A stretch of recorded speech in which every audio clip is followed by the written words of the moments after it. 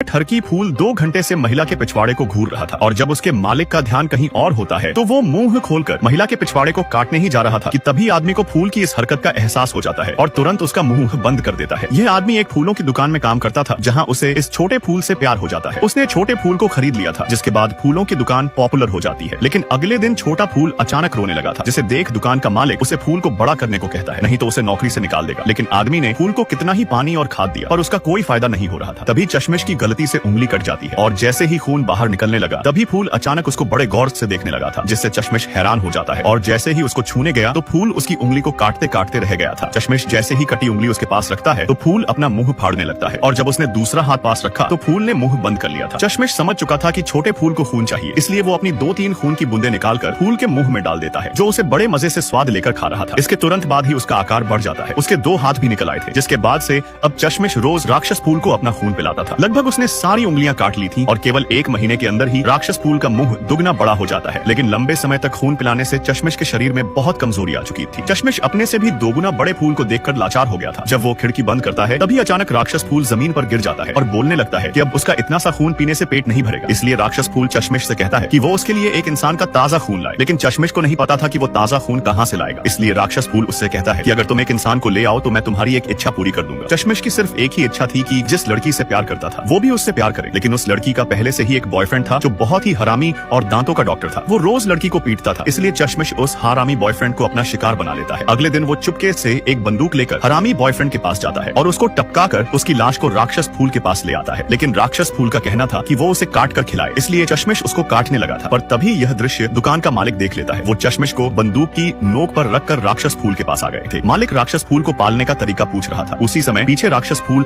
धीरे धीरे अपना मुंह खोलने लगता है और जब मालिक मुड़ा तो राक्षस फूल उसको मुंह में दबा लेता है। उसने एक झटके में मालिक को पूरा निगल लिया था। राक्षस 2 इंसानों को खाकर बहुत खुश था, लेकिन चश्मिश यहाँ से जाने का फैसला कर लेता है क्योंकि उसने 2 लोगों को निपटा दिया था। और जब चश्मिश जाने लगा तो राक्षस फूल उसे धमकी देता है कि वो उस लड़की को खा जाएगा जिससे तुम प्यार करते हो। फिर चश्मिश के जाते ही राक्षस फूल अपनी लताओं से एक सिक्का निकालकर टेलीफोन में डाल देता है और चश्मिश की पसंदीदा लड़की से उसकी आवाज में बात कर उसे घर पर बुला लेता है। और जब लड़की घर आई तो उसके होश उड़ जाते हैं। राक्षस फूल ने लताओं से उसे जकड़ लिया था और जब उसको खाने लगा तभी चश्मिश वापस आ जाता है और पूरी ताकत लगाकर राक्षस फूल के मुंह से लड़की को बाहर निकाल देता है। लेकिन लड़की बुरी तरह से घायल हो चुकी थी और धीरे धीरे उसने चश्मिश की बाहों में दम तोड़ दिया था, जिसके बाद वो लाश को ले जाकर राक्षस फूल को खिला देता है और छत पर आकर खुद को खत्म करने की कोशिश करता है। तभी एक आदमी ने आकर उसे रोक लिया था जिसके हाथ में छोटा राक्षस फूल था, जिसे देख चश्मिश मानवता को बचाने के लिए बड़े राक्षस फूल को खत्म करने का फैसला कर लेता है ताकि वो छोटे राक्षस फूल पैदा न कर सके। लेकिन इस लड़ाई में राक्षस फूल ज्यादा ताकतवर था जिससे वो चश्मिश को खाकर ढेर सारे छोटे राक्षस फूल पैदा कर देता है, जिसे खरीदने के लिए शहर के सारे लोग पागल हो चुके थे। लेकिन कुछ महीनों बाद राक्षस फूल विशाल होकर दुनिया को तबाह करने लगते हैं।